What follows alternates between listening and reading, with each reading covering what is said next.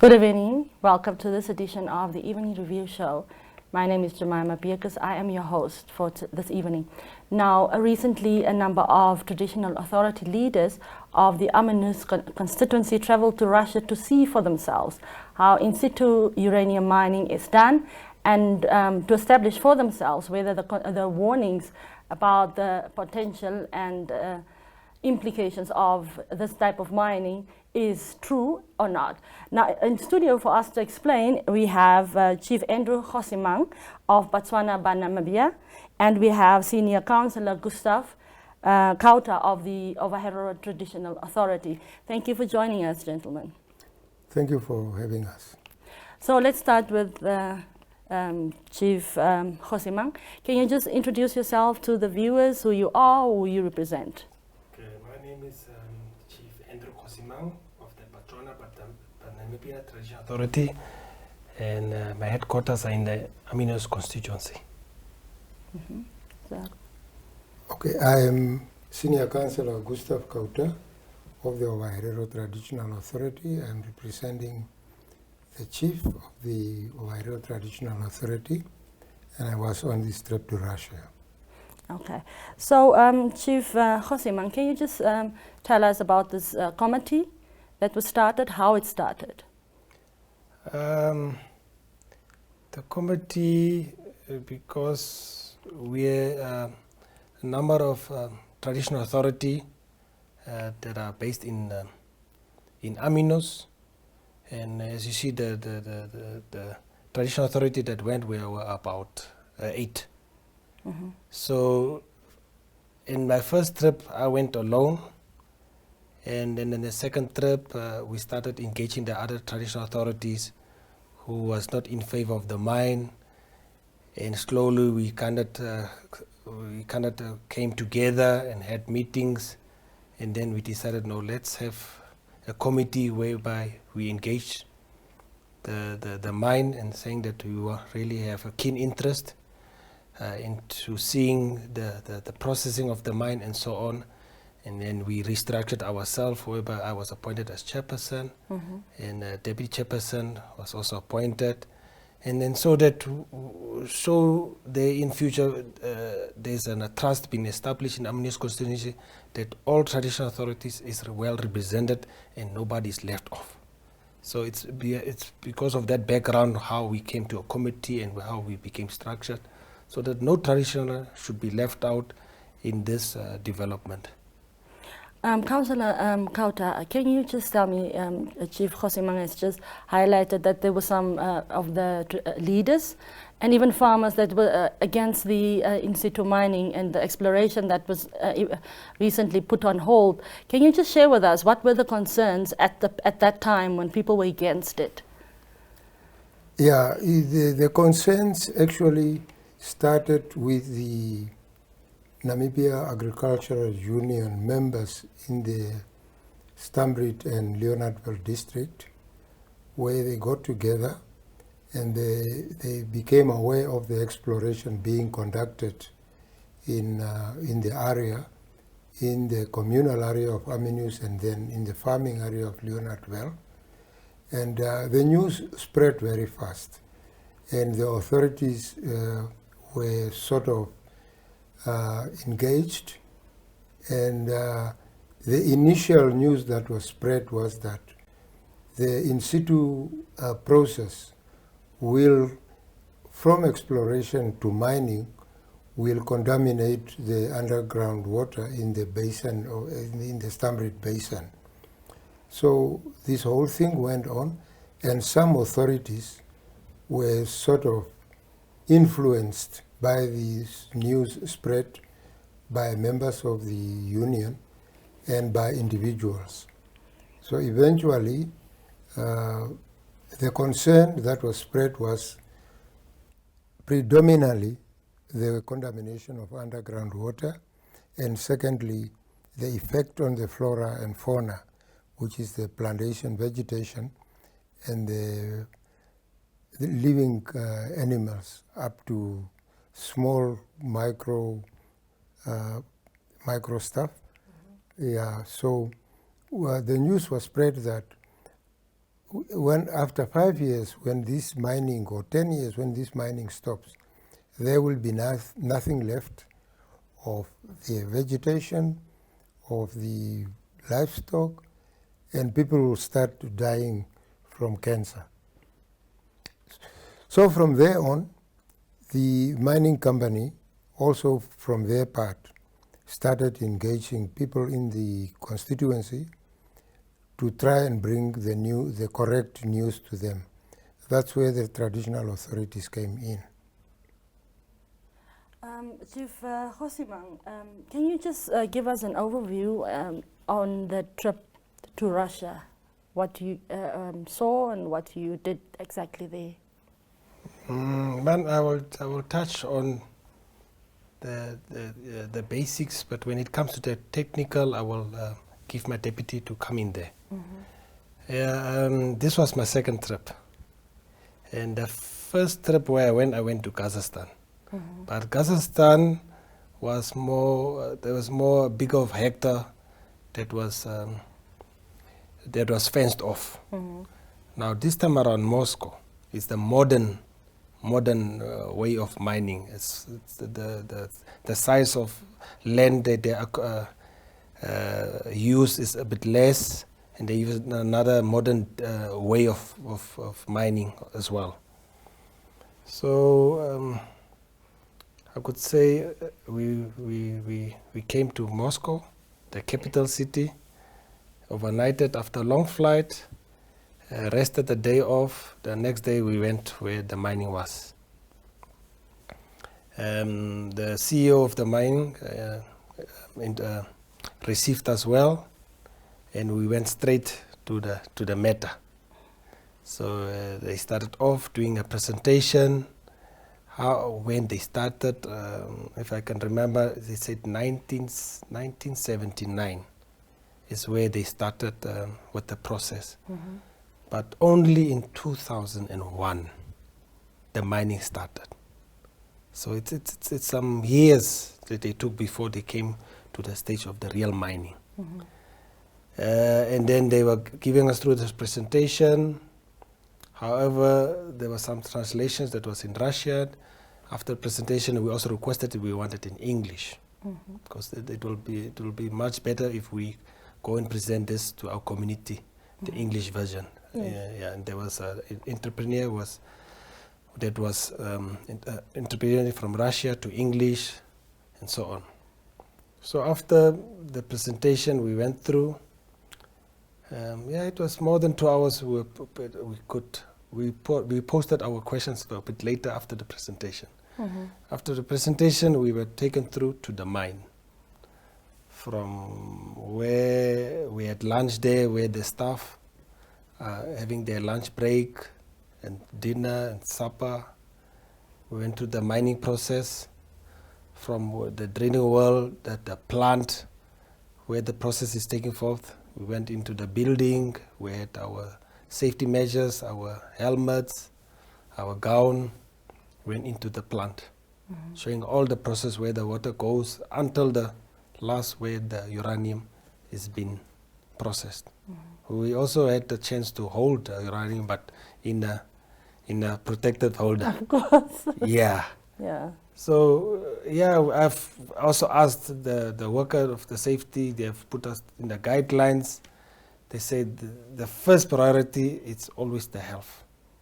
You come in, there's a breath for alcohol, you get tested, they shift, so you don't have a 24-hour shift, you get tired and you missed slightly very important procedures, so they are rotating. From there, then we came back again. We had a slot to ask our burning questions, and we were so far really happy. And then from there we went now to the farmer, the nearest farmer. We went to the nearest school, which is the principal. We also asked our questions. Councillor Kauta, you will be talking about the technical issues, but also please share with us some of the burning questions you had during that time. Well, I am not a very technical person, but at least I can throw some light on the technical part of the whole thing. The concerns that was raised in Namibia rounded about the contamination of water, the effect on the environment. And during the presentation, we raised all these questions, and they were answered in a layman's language and as well as in scientific language. Now, the concern is water contamination. During the presentation, it was indicated to us through videos and stuff how the initial drilling is taking place when they start drilling or explore for uranium. They drill through all the phases until they reach the rock where the uranium is. And after that, some sulfuric acid is being pumped into the well.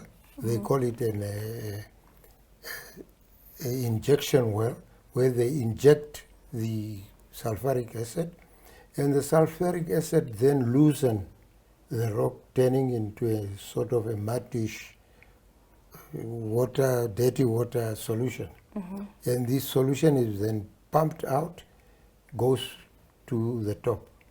They call it, this solution, a pregnant solution because it's pregnant with uranium.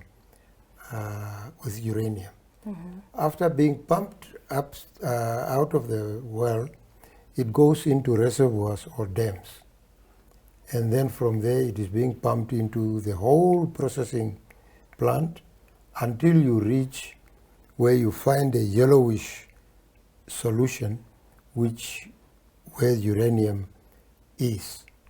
And this is then poured into trucks and transported to the other plant, because there are two plants.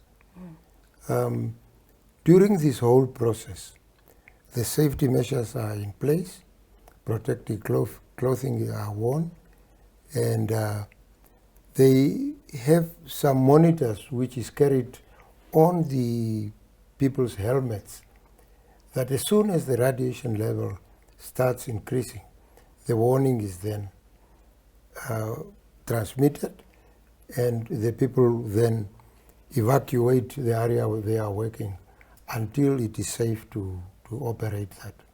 That is a sort of a technical scientific part of it. Now, and then from there to the next plant, more sophisticated, more computerized.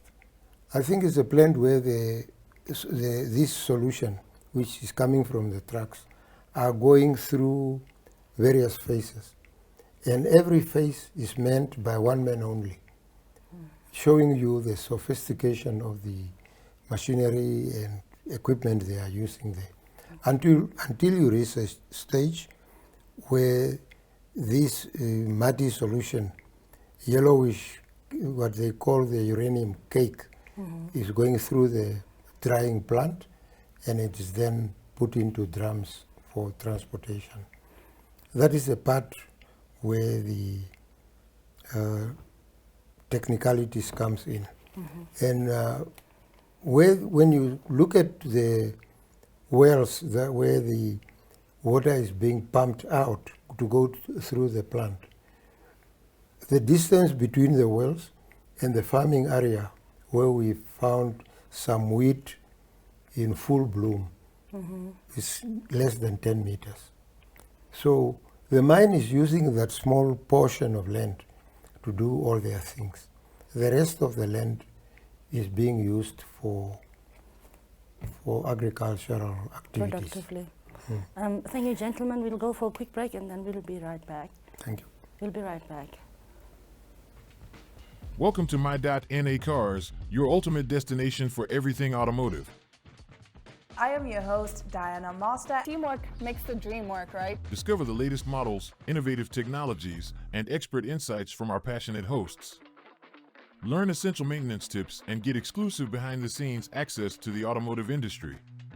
Don't miss my .NA Cars on NTV every Thursday at 2100 hours.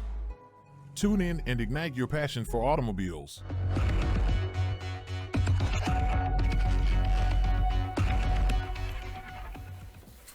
Welcome back. Now, if you've just joined us, I'm Jemima Bierkes, your host, and we are talking about in-situ mining and the Aminuis constituency traditional leaders that are in support of it after a visit from Russia where they have investigated how that type of mining is doing. In studio, we have Chief Andrew Hosimang of Botswana by Namibia. We have Senior Councillor Gustav Kauta of the Overhero Traditional Authority. Now, before we went on a break, Councillor, we were talking about the technicalities. So I want to go on to Chief Hosimang. Can you please talk to us about how you feel this will benefit your community, and when about the technical issues and the technology that is used? How do you think young people in that community can benefit from this operation? Man, as I said, we were introduced, we interviewed the farmer, we went to the principal, and the mine has built this school. Mm-hmm. It's the nearest community. He built it a school. There was a lab. There was a slot for a kitchen for the kids to learn how to cook, for chef. And they were saying really their priority is to look into social responsive schools, clinic, and they're going to employ more than 400 people. Mm-hmm. And they have told us these 400 people need to be fed breakfast, lunch, dinner. So they will need food. If farmers are around there, they'll be given the first preference to supply meat. Mm-hmm. If there's someone there who's doing poultry, they will be offered the chance to provide chicken. If there's a farmer there with pigs, who will be given the opportunity to supply pork. So the benefits is just going bigger and bigger. Mm-hmm. Yeah. Can you tell us what does your community look like right now? What are the poverty levels? What are the challenges, the social, economic challenges in that community? In Aminuis, like I said, compared to Ochinene, our growth point is moving a bit slow in Ochinene. We only recently we got a tarred road, and the leadership says by December it will be tarred up to Aminuis. In another year it will go forth to Aranos.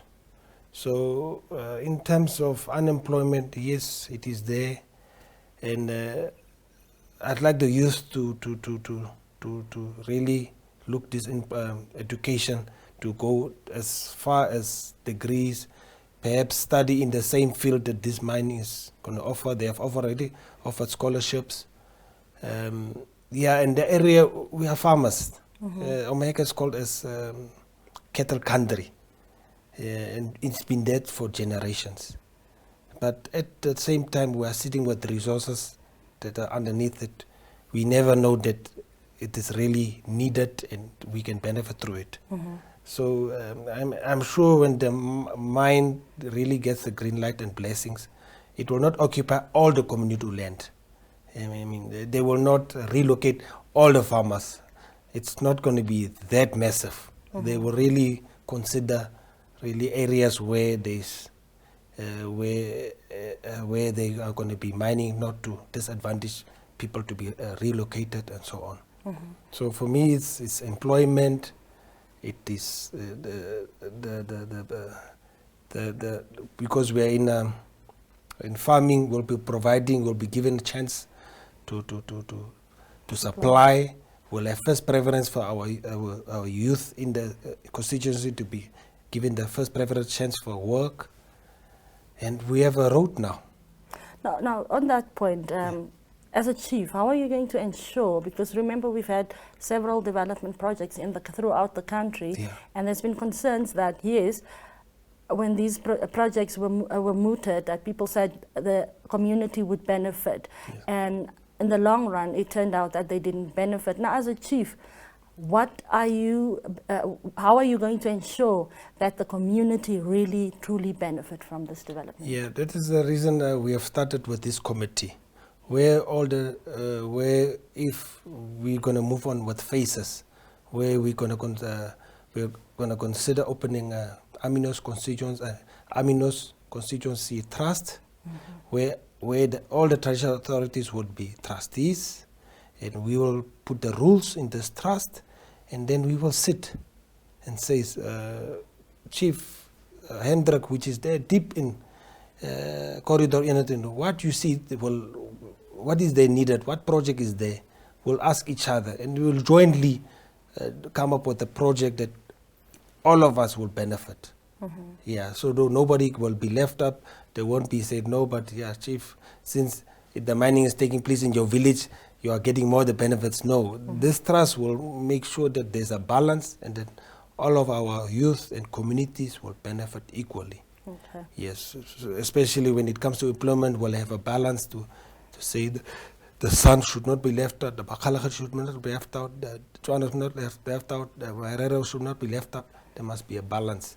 So this will really help us to talk on where do we see development and which areas, what you see in your area that still needed. Yeah.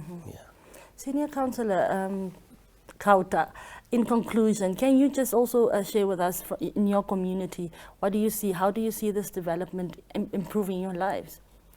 Well, thank you, Jamina. My community, the Herero people, are cattle farmers. Now, because of the droughts and all this kind of, the number of cattle is dwindling. It's becoming smaller and smaller. And some families and homesteads don't have cattle anymore. They don't have livestock anymore.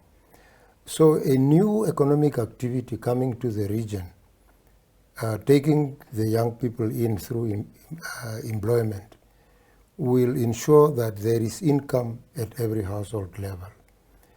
Poverty is high, unemployment is high.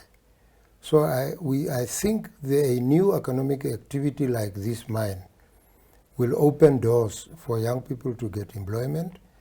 The supply chain will also benefit because cattle are sold at auctions, and the people providing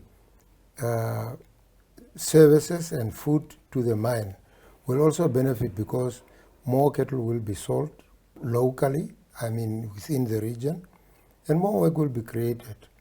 And the other thing that is there is that we as traditional authorities, if we do it all together, we will ensure that there is balance in the employment sector. We will ensure that we identify the needs together that will address the needs of all people, not only from my community, so that when we submit a project to the mine to assist us with, it will to the benefit of all the inhabitants of the Aminuis constituency, not only the Herero or the Botswana or whatever. Now,